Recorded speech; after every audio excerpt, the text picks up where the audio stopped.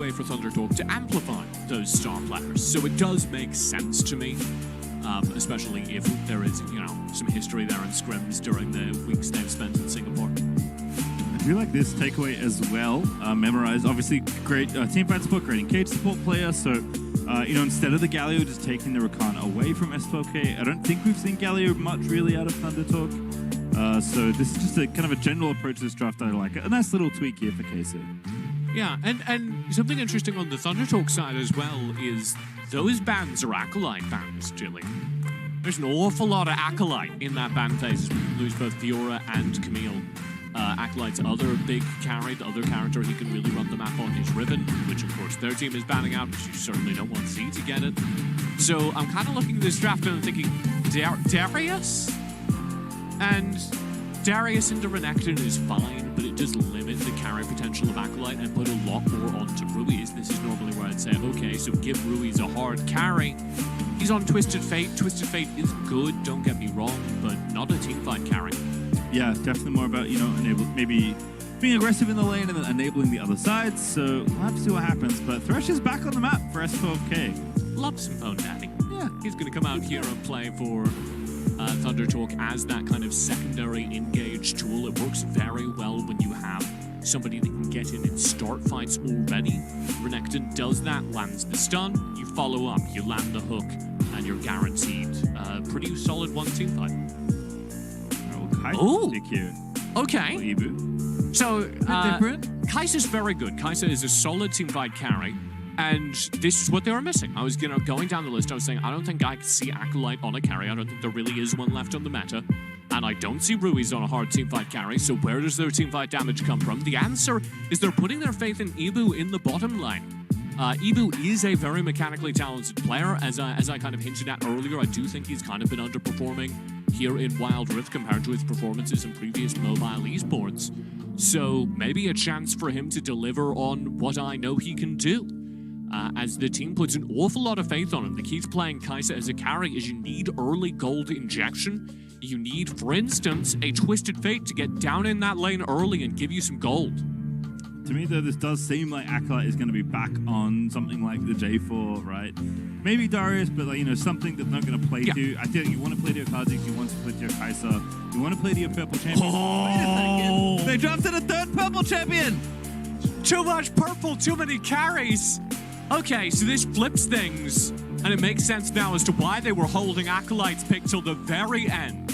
Jax is going to require attention, require gold, gonna need some of that teleport in from Ruiz. And we haven't seen Acolyte's Jax yet. It is very meta, very popular at this tournament, but it hasn't been in EU, so this is Acolyte pulling out something he's learned recently, I suspect. And on the other side, it's the same draft but without Rakan, and they would have probably taken Rakan if it hadn't been taken away by Queso. Obviously, ThunderTalk very comfy in this kind of strategy, happy to let Z be a little bit more of a role player and just, kind of split the lane and then be effective out on the map and in teamfights, which he definitely has been more of his strength as a mid laner so far. S12K is back on a proactive support. Kaiba is on his best Baron lane pick. Chris is on Lee Sin. Azura is only has one champion unlocked, so I guess they pick Zyre again.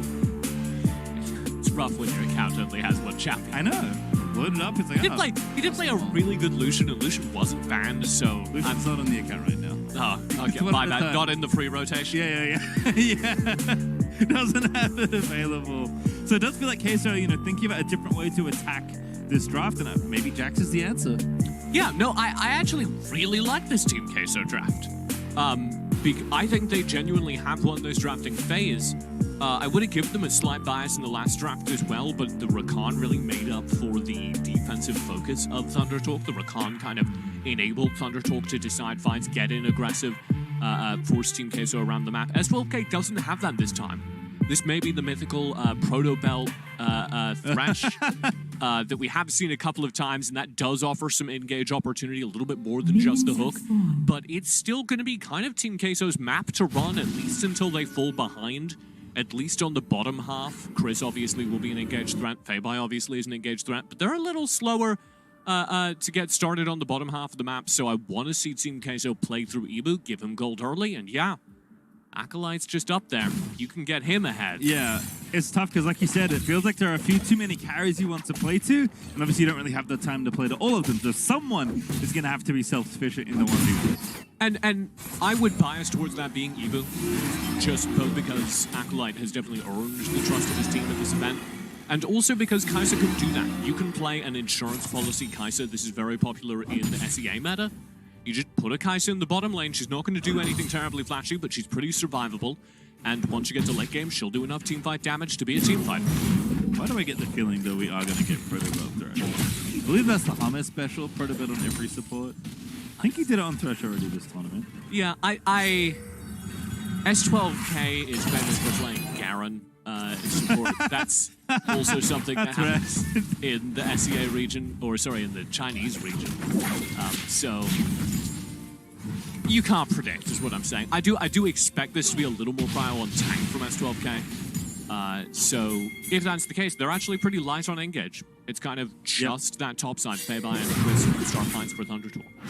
Definitely saw them play objectives a lot, though, so we'll see if they can get that done. Early attempt to shut down Acolyte coming out here as Chris pats up. Seen this before. This is basically the same game they tried Ruiz last time, and they've decided against it. Maybe not. They're going to get the wave pushed in. Ruiz gets cuts off by Z. That's pretty big. And Chris now going to zone up the Jax. Gets on top. Stun is there. Ooh, lovely Q threading. Feibai flashes in for the stun. Acolyte, not many places to go. Out of summoners now, and that is the first blood for ThunderTalk. Behind the tier 2! They are so determined to shut down that Jax that ThunderTalk dived the tier 2 turret. S12K, double play, looking very nice, but here's Andre shutting down Azure. There's the kill they needed on the other side as Queso do answer. And the upside to having an insurance policy Kai'Sa, as Ruiz looks for a kill here. See here, but maybe a little late. Yep, out of mana, there's the shield. Just getting away there. Just throwing cards. They don't do anything magical. They're just playing cards. Unfortunate, but nice answer, honestly, from Andre. They needed to make a play on the other side of the map, and they did.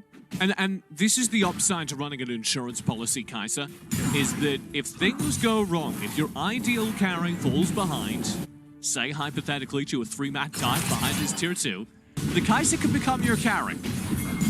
I will say, though, this was very well played by ThunderTalk to set this up. This looks like impossible. Like, what are you doing? Yeah, Acolyte. As soon as the stun ends, boom, he's hit by the resonating strike. Chris with the flash to finish it off. Very well played. Just the perfect turret dive, tier 2, 1 minute into game. Yep. You know, the usual. The usual. Yep. It happens every game. See it all the time. ThunderTalk. First blood answered well, as we said, by Queso. Was Andre actually invading? We don't see this very often. S12K says, get out of my jungle. Andre says, maybe, maybe not. Rui's going to join us, and now we got to leave. Click on the button. Then we did indeed do it, but Azure burned the ulti as well. Ruiz spending the destiny, and this really does mean that it's a bottom lane game. It's a bottom lane game for Team Queso. One lane only. Because what's happening in the top lane is pretty miserable for Acolyte. He's down to a single plate on that tier 1. So all the gold for Team Queso goes to Ibu now, and you hope that's enough to win him. Almost out of plates there on top side. Acolyte is defending the tower with his life. Gonna have to start serving food in bowls. It's a little awkward. You know, you run out of stuff. Dishwasher's broken, eaten out of a mug. You're like, this soup could be rank. Ooh, good little hit there from Memorize. Great quickness there as well. Nice ulti. C gonna turn it around. 1v2! My God! See what happened, but Memorize was there with the shield. Memorized keeps Ruiz alive by maybe 1 HP. Ruiz was sitting on the flash, so a testament to his faith in his support. Almost got him killed, though, in his defense. So, Memorize did do the right thing and saved the play at the end of it. Azure, sorry. No ulti. Flash and heal, though, available. S12K shutting it all down. Andre flashes in! There's the trade, but it's now 2v1 for S12K. Oh, that's not who he expected! Ruiz! There's Ruiz over the top with the stun. Knocked up out of Rakan, and that's a beautiful double from Team Queso. Rift Herald summoned in the mid lane here for ThunderTalk, and Team Queso are non-plus. They'd like to keep putting gold into Ibu. One lane game. Oh, Ibu going for the play. That's not it. Feibai is going to shut that off. Z does it again, just shredding Ibu. His only option is to ult in to try and turn that, and there's no way that works out. So Team Queso lose this trade quite drastically. Oh, no minions. Oh, there's the cannon. I take it back. Fei-Bai. Enhance it with the Orianna. This should be so easy, and indeed it is. Fei-Bai just walks up and kills him. And that is a turning point for this game, because ThunderTalk have now eliminated both potential carries, as this, what was a very well-executed play around Thunders. Nothing works out here, but Andre still manages to lock down what he wants. We're still going. Yeah, we don't have time. We've got still ThunderTalk making the play. Z gets another kill. There's the double. Ruiz going to make it 3, just feeding them. No, not yet. Fei-Bai instead. Oh, that is the wrong direction. The punish is the maximum out of ThunderTalk. Disastrous. I think you're absolutely right to blame them. I don't think that was the right call to Destiny Gate into a 1v4 in the best of situations, but he very much should have had a 1-for-1 there with Ruiz. I don't know if it was a tap cast, the auto-targeting messing with him, or just a flick in the wrong direction. Either way, a mechanical error means that Ruiz misses out on the 1-for-1 trade. And even as I was moments ago saying that Team Queso have kind of lost their carry threats, doubly so now. This is a very difficult game for them to turn. Kind of the only angle is through Drakes. Well, just again here, the Axe replay setting it up here. ThunderTalk just dive and dive and dive. And look at that, teleporting to a 1v4. There is still one minion underneath the turret. So he taps it to tap cast it and auto-targets the minion. You hate to see it, but could of course drag casted that and avoided all that issue. You can't tap cast. Gamers, never tap on your skill shots. You tell me that every day, still I don't know. As initiation for Queso, look at alright, Shockwave is very nice though out of Z. Is going to protect the low members on the team as S12K was getting a bit spicy in it. Chris down bottom, shoving in the way, kind of not clutched by the earlier attempt on his line. He's chilling. He's got, you know, Fei-Bai in the back pocket. S12K is doing his thing. Chris is the Baron laner now. He wants to take his towers. He's you know, moonlighting as the solo laner for the time being, as ThunderTalk find themselves up about 4,000 gold already. And Mirage tried to make it happen, stun onto Azure, but no follow-up, and that's just going to dissipate. Queso find nothing there. Yeah, Team Queso are trying to force these fights, which is understandable. It's their only angle back into this game, using the CC chance they do have. There we go. Fei-Bai not spotted by the European lands. But having said that, it's obviously not working out for them. So how do you pause this game? How do you put this game on hold so that Ibu, Ruiz, and Acolyte can deliver on your late game? I think it comes from this Rift Herald trade. Try and get just objectives on the board. Yeah, maybe don't invade too much as Fei-Bai is going to punish Acolyte in the front line. Now fighting back action. This could be a font of life, but instead it's Z. Just waltzes on in for the double shockwave. And I think we can take back what we said at the beginning of this, which is Z, you know, looks good in team fights. Is he a good mid laner? Yeah, he's delivering here on the Orianna. Using Orianna's increased movement speed to just be everywhere the team needs him to be, delivering on massive shockwaves, team fight after team fight, and Z is one of the best players in the world in now 2 different roles as ThunderTalk continue to put Team Queso in the dirt. I mean, the solo lane tip of ThunderTalk just absurdly far ahead. 2,000 gold plus ahead of their opponent so far in this game. That is basically the gold lead that ThunderTalk are currently sitting on. Ibu actually doing pretty well, sitting up 1k over Azure, but it's just going to take so long for this Kai'Sa to get there, and now again, desperately find 2 with the chop. That's a great knock-up there, but Azure gets the ulti out. Z's still alive. Ibu. No, he did die. Take it all back as Azure now trying to live, but I think it's a bridge too far as Chris does find the kick, gets the kill. It's the bowling alley frag, and now Acolyte's going to die as well, and Ruiz has just got nothing left.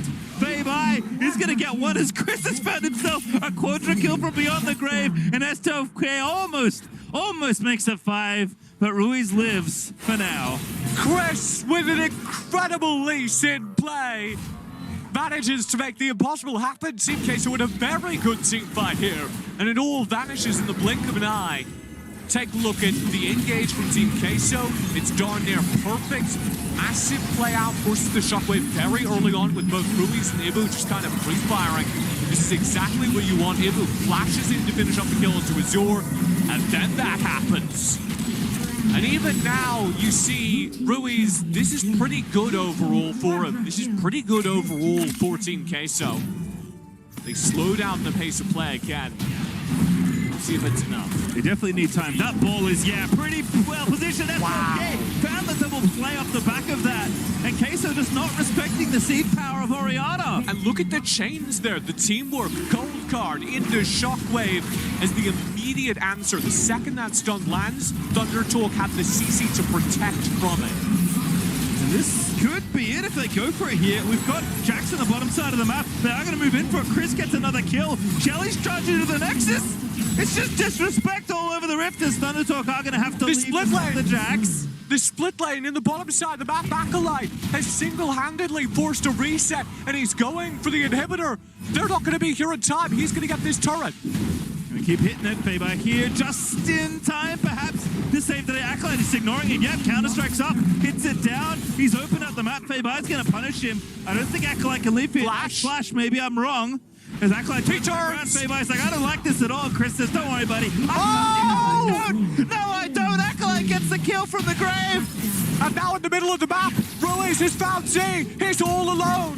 Flashes out, going to be okay, but Team Queso went from Shelly charging the next and almost losing the game to Acolyte saving the day. I've never seen a game get closer after the Rift Herald collides with the Nexus. All right, we're going to have to take a breath. A quick pause, because we're not going to get very many more. In fact, the pause is over as Andre is running away from S12K. So these team fights are now about carries. For Team Queso, that's Ibu, that's Acolyte. For ThunderTalk, that's Azure, that's Z. In particular, Z. Watch for the dive, that's going to come from Anders, as well as Ruiz with the gold card. If they can find those combos onto Z and take him out early in fights, ideally before the Shockwave finds optimal use, Team Queso will be able to win the 5-on-5s. Ibu is going to start doing damage at this point in the game. The other thing is Acolyte is not interested in 5v5ing right now. He's straight split pushing. And that's the right call, because that's how you leverage a Jax in a game that you're behind. The fact that even from behind, the Jax can win those side lane 1v1s means that it's so hard to just send one person to contain it. Here's the problem though, Drake's coming up. This is an Ocean Drake, it's quite important stat-wise. You also have Baron coming up. How did Team Queso respond? Oh, this is interesting. Overloading topside here. In fact, they're all on the Baron side of the map, and ThunderTalk looking to respect them. They just leave Chris back to take the Dragon, but they are running it straight to this top half. Yeah, Team Queso forcing a fight. Memorize going in, Z the target, but not completed. There's the stasis. Acolyte going in, gonna get hooked up. That is a faithful take out of Jackson. Chris is gonna find the kick onto Ruiz, looks to try and take him out. Into stasis we go. S12K, there it is! The Proto-Belt play TJ was looking for as Team Queso are routed. Azure is just splitting back through mid. And in the middle of the map, Azure is going to be able to free fire up to this Nexus as Andre runs for his life. Andre is going to get back to the turret, but Ruiz and Anders now need to hold this turret for so long, need to hold this Nexus for so long versus 5 enemy players. Yep, 2v5 right now. Chris tags Anders. He's going to get to see him now. They're just going for the Nexus. There's nothing Queso can do. Thunder